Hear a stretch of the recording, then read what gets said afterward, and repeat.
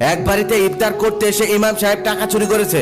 এই গল্পটা শুনেছেন? এক গ্রামে ছোট্ট একটি মসজিদ বানানো হলো। তারপর সেই মসজিদ অনুযায়ী একজন যোগ্য ইমাম নিযুক্ত হলো। তার কিছুদিন পর রোজার মাস চলে আসলো। তখন সকল কমিটিরা মিলে সিদ্ধান্ত নিল যে ইমাম সাহেব এইবার এক এক দিন এক এক বাড়িতে ইফতার করবে। তারপর রোজা শুরু হয়ে গেল আর ইমাম সাহেব এক এক দিন এক এক বাড়িতে সিরিয়াল অনুযায়ী ইফতার করতে লাগলো। এভাবে একদিন সিরিয়াল অনুযায়ী ইমাম সাহেবকে এক বাড়িতে ইফতারের দাওয়াত দিয়ে গেলেন। ইমাম সাহেব সময় মতো সেই বাড়িতে চলে গেলেন। সেই বাড়িতে গিয়ে দেখলেন স্বামী স্ত্রী দুজনেই মিলে ইফতার বানাচ্ছে। স্ত্রীকে ইফতার বানাতে স্বামী সাহায্য করছে। লোকটা হুজুরকে দেখেই বলল, হুজুর ঘরে গিয়ে বসুন, আমাদের আর একটু কাজ আছে, আমরা শেষ করে আসতেছি। হুজুরকে তখন রুম দেখিয়ে দিলেন আর হুজুর সেই রুমে গিয়ে বসে রইলেন। তারপর তাদের ইফতার বানানো শেষ হলো। আজান দিয়ে ফেললো। হুজুর ইফতার করলো এবং ইফতার করার পর হুজুর খুশি মনে সেখান থেকে বিদায় নিয়ে চলে আসলেন। হুজুর চলে আসার পরে বাড়ির মহিলা খেয়াল করলো যে তাদের বিছানার পাশে কিছু টাকা রাখা ছিল। সেই টাকাগুলো এখন আর পাওয়া যাচ্ছে না। কিন্তু এই বাড়িতে হুজুর ছাড়া আজকে আর কেউ আসেওনি। অনেক খোঁজাখুঁজি করার পরেও টাকাটা আর পাওয়া গেল না। তারা ধরে নিল যে টাকাটা হুজুরই নিয়েছে। মসজিদের ইমাম সাহেব টাকা চুরি করেছে। এই কথাটা ভাবতেই তারা দুজনে অবাক হয়ে গেল। খুব স্বাভাবিক। এরপর থেকে তারা আর ইমাম সাহেবকে সম্মান দিতে পারছে না। লজ্জায় কাউকে বলতেও পারছে না। কি করে বলবে ইমাম সাহেব টাকা চুরি করেছে?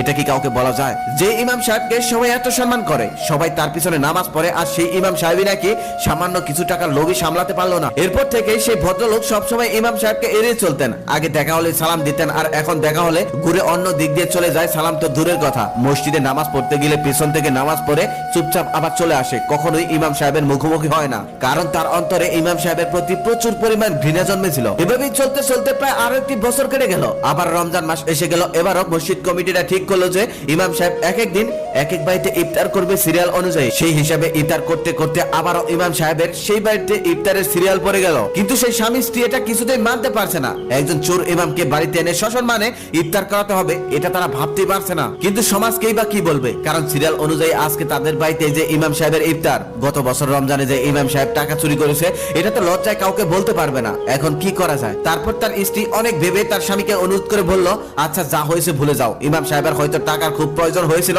তাই টাকাটা নিয়েছিল। না হলে একজন ইমাম সাহেব হলে এই টাকাটা আমার মনে হয় নিত না। স্ত্রী কথা শুনে আর মান সম্মানের ভয়ে লোকটা গিয়ে ইমাম সাহেবকে দাওয়াত করে আসলো। আর ইমাম সাহেবও সময় মতো ইফতারের দাওয়াত খাওয়ার জন্য চলে আসলো। কিন্তু ইমাম সাহেব এবার স্পষ্ট বুঝতে পারছিল যে ভদ্রলোক কিছুতেই স্বস্তি পাচ্ছে না। তারপর ইমাম সাহেব ইফতার শেষ করার পর ভদ্রলোককে বললেন, আচ্ছা আপনার কি কোনো প্রবলেম হয়েছে? আমার মনে হচ্ছে আপনি বড় কোনো চিন্তার মধ্যে আছেন। ভদ্রলোকটা তখন সহ্য করতে না পেরে বলেই ফেললো, আপনি যে গত বছর আমাদের বাড়িতে ইফতার করতে এসেছিলেন, সেটা কি আপনার মনে আছে? ইমাম সাহেব বলল, হ্যাঁ মনে আছে। ভদ্রলোক সেদিন বলল, আমরা দুজনেই সেদিন ইফতার বানানোর কাজে রান্না করেছিলাম, আর আপনি আমাদের ঘরে বসেছিলেন, আর আপনি যেখানে বসেছিলেন তার পাশে কিছু টাকা রাখা ছিল। কিন্তু আপনি চলে যাওয়ার পর আমরা সেই টাকাটা অনেক খুঁজেও পাইনি। আমি নিশ্চিত সেদিন টাকাটা আপনি নিয়েছিলেন।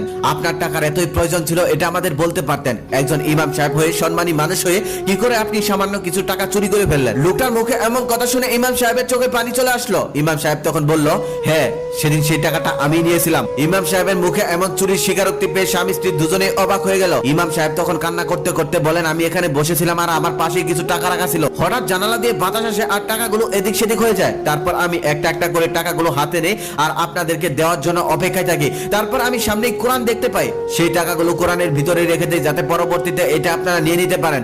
আমিও যাওয়ার সময় বলে যেতে চেয়েছিলাম, কিন্তু আমার খেয়াল ছিল না, আর বলতে পারিনি। ইমাম সাহেব তখন কাঁদতে কাঁদতে বলেন, আপনারা টাকাটা খুঁজে পাননি, এতদিন কেন আমাকে বলেননি? স্ত্রী তখন সেই কোরআনের প্রথম পৃষ্ঠা উল্টাতেই দেখেন সেই টাকাগুলো কোরআনের মধ্যে আছে। ভদ্রলোক তখন হুজুরকে হাত জোড় করে বললেন, হুজুর আমাদেরকে মাফ করে দিন, আমরা আপনাকে চোর বলেছি, আমরা আপনাকে কষ্ট দিয়েছি, দয়া করে আর কান্না করবেন না। হুজুর তখন বললেন, আপনি আমাকে চোর বলেছেন, এই জন্য আমি কান্না করছি না, আমি কান্না করছি কোরআনের জন্য। কারণ বিগত এক বছরের মধ্যেও আপনারা দুজনের কেউ এই কোরআনটা খুলে দেখেননি, একটু পড়ে দেখেননি, কোরআনের সাথে আপনারা কোনো সম্পর্কই রাখেননি। যদি কোরআনের সাথে আপনারা সম্পর্ক রাখতেন, তাহলে অবশ্যই টাকাটা অনেক আগে পেয়ে যেতেন। আফসোস, এক বছর আগে আমি কোরআনটা যেখানে যে অবস্থায় দেখে গিয়েছিলাম এখনো সেভাবেই আছে। হয়তো একটু ময়লা পরিষ্কার করার জন্য এটাকে ধরা হয়নি। মোবাইল টিভি দেখে কত সময় পার করে দিচ্ছি আমরা, অথচ কোরআনকে ছুঁয়ে দেখার প্রয়োজন মনে করি না। যারা ভিডিওটা এই মুহূর্তে দেখছেন তাদের কাছে অনুরোধ রইল ভিডিওটা মা বোনদের দেখানোর জন্য। কোরআন নাজিলের এই মাসে অন্তত কোরআনের সাথে সম্পর্ক করুন। তাই সবার কাছে অনুরোধ রইল, দয়া করে ভিডিওটা শেয়ার করে দিবেন। এই ভিডিওটা দেখার পর অন্তত একজন মানুষ যদি কোরআনের সাথে সম্পর্ক করে, এটাই আমাদের পাওয়া।